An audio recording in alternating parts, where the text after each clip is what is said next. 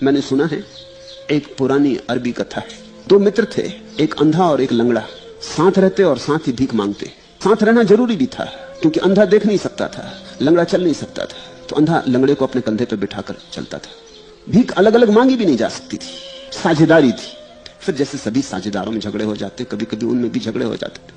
कभी लंगड़ा ज्यादा पैसे पे कब्जा कर लेता, कभी अंधा ज्यादा पैसे पे कब्जा कर लेता। स्वाभाविक, जैसे सभी साझेदारियों में झगड़े होते उनमें भी झगड़े हो जाते थे। एक दिन तो बात ऐसी बढ़ गई कि दोनों ने एक दूसरे को डट के पीटा।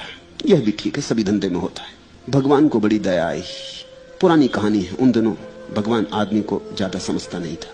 भगवान ने सोचा कि अंधे को अगर आंखें और लंगड़े को अगर पांव दे दिए जाएं तो कोई एक दूसरे का आश्रित न रहेगा, एक दूसरे से मुक्त हो जाएंगे और उनके जीवन में शांति होगी। भगवान प्रकट हुआ और उसने उन दोनों से कहा कि तुम वरदान मांग लो, तुम्हें जो चाहिए हो मांग लो।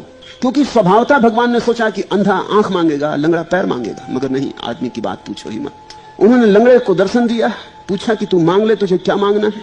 लंगड़े ने कहा, भगवान उस अंधे को भी लंगड़ा बना दो। चौंके होंगे। फिर अंधे के सामने प्रकट हुए।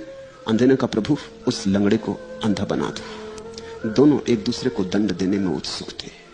इससे दुनिया बेहतर नहीं हो गई, हालत और खराब हो गई। शायद इसीलिए अब भगवान इतनी जल्दी दया नहीं करता और ऐसे आके प्रकट नहीं हो जाता और कहता नहीं कि वरदान मांग लो। बहुत बार करके देख लिया, आदमी की मूर्खता बड़ी गहरी मालूम पड़ती है।